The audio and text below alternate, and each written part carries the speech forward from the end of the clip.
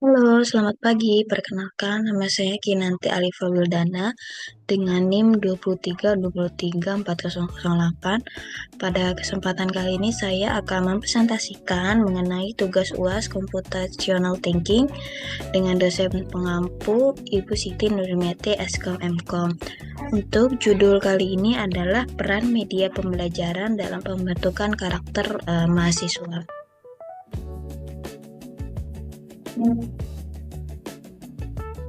Kasus ini dilatar belakangi oleh yang pertama transformasi digital, yaitu pembelajaran beralih dari metode konvensional ke metode digital seperti LMS, Google Classroom, Moodle, Teams, Zoom, Google Meeting, YouTube, hingga Canva. Lalu yang kedua adalah lebih dari sekadar materi. Media pembelajaran menciptakan pengalaman belajar yang interaktif dan berpusat pada mahasiswa sekaligus mendorong motivasi dan kemandirian. Yang ketiga adalah tujuan pendidikan tinggi. Perguruan tinggi dituntut mencetak lulusan berkompetensi akademik sekaligus berkarakter yang mandiri, disiplin, kolaboratif, dan kritis. Lalu untuk dasar penelitiannya adalah kajian ini menelaah 5 jurnal nasional dan 5 jurnal internasional didukung dengan penyebaran kuesioner pada mahasiswa.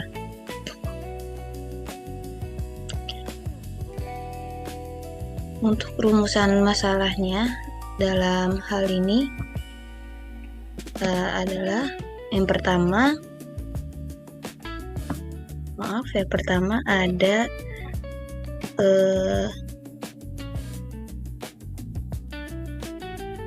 bagaimana peran media pembelajaran dalam pembentukan karakter mahasiswa. Yang kedua ada bagaimana hasil kajian jurnal nasional dan internasional mengenai hal tersebut. Lalu yang ketiga ada bagaimana persepsi mahasiswa berdasarkan hasil kuesioner. Tujuan penelitian ini yang pertama ada menganalisis peran media pembelajaran dan pembentukan, mengkaji hasil penelitian jurnal nasional dan internasional terkait topik. Yang ketiga ada menganalisis persepsi mahasiswa berdasarkan hasil kuesioner. Di kajian teori ini, yang pertama di media pembelajaran, sarana penyampaian materi agar tujuan pembelajaran tercapai secara efektif kini berkembang dari media cetak menjadi media digital.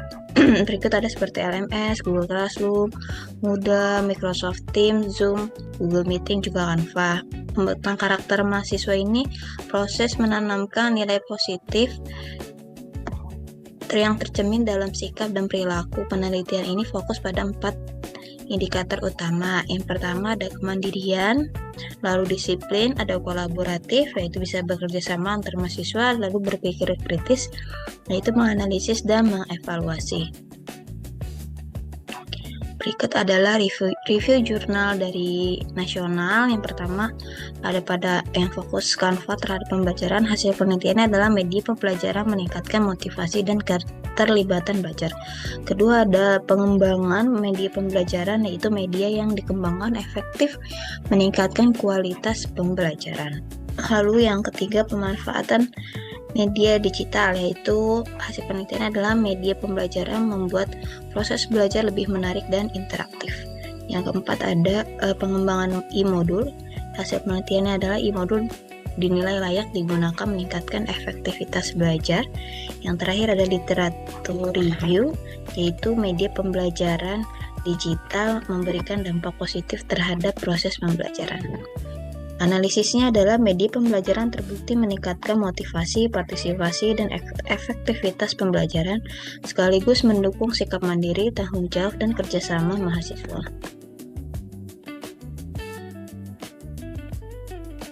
Berikut adalah review jurnal internasional. Yang pertama di fokus penelitiannya ada educational technology, yang hasil penelitian adalah meningkatkan student engagement. Lalu ada yang kedua tentang online learning, yaitu hasil penelitian adalah meningkatkan self-directed learning dan kolaborasi. Yang ketiga ada MOOCs atau MOOCs, yaitu hasil penelitian mendorong pembelajaran mandiri dan disiplin belajar. Lalu ada higher education, yaitu hasil penelitian adalah learning engagement berpengaruh positif terhadap hasil belajar. Lalu terakhir ada online learning environment, yaitu media pembelajaran meningkatkan kemampuan berpikir kritis. Analisisnya adalah jurnal internasional menegaskan bahwa media pembelajaran digital mendukung pembentukan karakter melalui keterlibatan belajar, kemandirian, kerjasama, dan berpikir kritis. Berikut adalah perbandingan kajian. Yang pertama, untuk jurnal internasional fokusnya motivasi dan hasil belajar di jurnal internasional, yaitu ada engagement, karakter, dan kompetensi abad ke-21. Lalu pada objek yang kedua, jurnal internasional sebagian besar siswa dan mahasiswa. Untuk jurnal internasional mayoritas mahasiswa. Untuk medianya, jurnal nasional ada Canva dan e-modul. Lalu di jurnal internasional ada LMS, Moodle, MOOCs, multimedia learning. Yang ketiga ada dampak. Jurnal internasional berdampak motivasi dan efektivitas dalam belajar. Lalu jurnal internasionalnya kemandirian, kolaborasi, dan berpikir. Berikut adalah 4 tahapan computational thinking. Yang pertama ada decomposition, yaitu mengidentifikasi komponen utama, yaitu media pembelajaran dan pembentukan karakter. Lalu kedua ada pattern recognition. Lalu pola konsisten atau media pembelajaran meningkatkan kemandirian, disiplin, kolaborasi, dan berpikir kritis. Yang ketiga ada abstraction, yaitu keberhasilan belajar ditentukan oleh cara media mendukung pembelajaran aktif dan bukan jenis platform. Ketiga ada algorithm design, yaitu memilih media sesuai merancang aktivitas interaktif, mendorong kolaborasi, evaluasi berkala.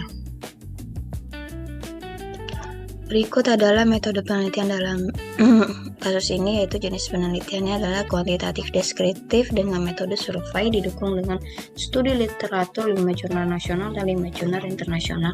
Lalu populasi dan sampelnya adalah mahasiswa pengguna media pembelajaran digital dengan minimal 30 responden dengan teknik purposive sampling. Teknik pengumpulan datanya yaitu dengan studi literatur, 10 jurnal relevan, dan kuesioner daring melalui Google Form. Instrumen penelitian adalah kuesioner skala Likert 1-7 dari sangat tidak setuju hingga sangat setuju dengan 10 pernyataan. Variabel penelitian, media pembelajaran 4 indikator CT, dan pembentukan karakter mahasiswa yaitu dengan 6 indikator. Teknik analisis datanya yaitu statistik deskriptif, mean, standar deviasi atau SD, dan diagram batang untuk visualisasi hasil.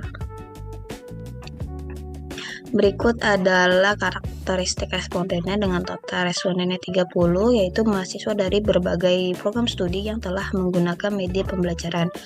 Dengan program studi terbanyak yaitu teknik industri, lalu dengan tambahan respondennya dari teknik informatika, matematika, dan prodi lainnya. Jenis kelamin untuk responden ini yaitu 77%, 23 yaitu orang laki-laki, dan 23% sebanyak untuk 7 perempuan. Berikut adalah hasil analisis dari kuesionernya, yaitu dengan P1 atau decomnya sebesar 6, P2 patternnya 6, P3 algoritmanya 6, P4 abstraksinya 6, P5 evaluasinya 6, lalu P6 mandirinya ada 6, P7 disiplinnya 6, P8 kolaborasinya juga 6, P9 atau tanya jawab 6, dan P10 umum adalah juga 6. Lalu pernyataan bernilai prioritas di atas 5,60 dikategorikan setuju. Tertinggi dengan P6 kemandirian sebesar 6,03, dengan terendah P7 atau disiplin berikut dengan 5,63.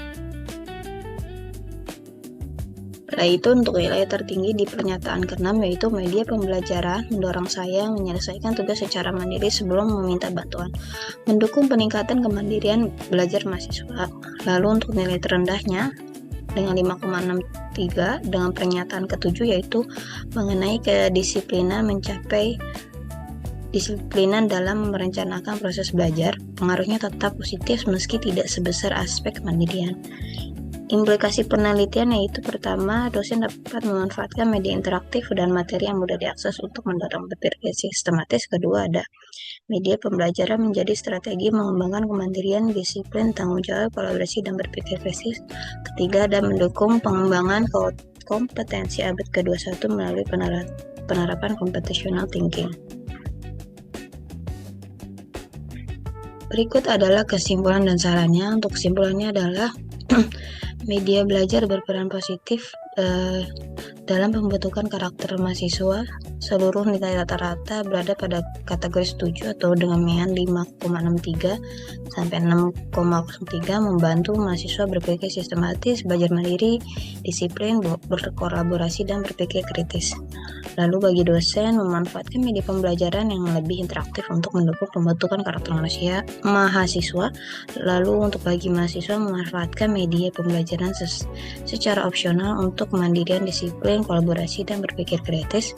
Yang ketiga, ada untuk bagi peneliti selanjutnya menambah jumlah responden dan menggunakan materi analisis yang lebih mendalam.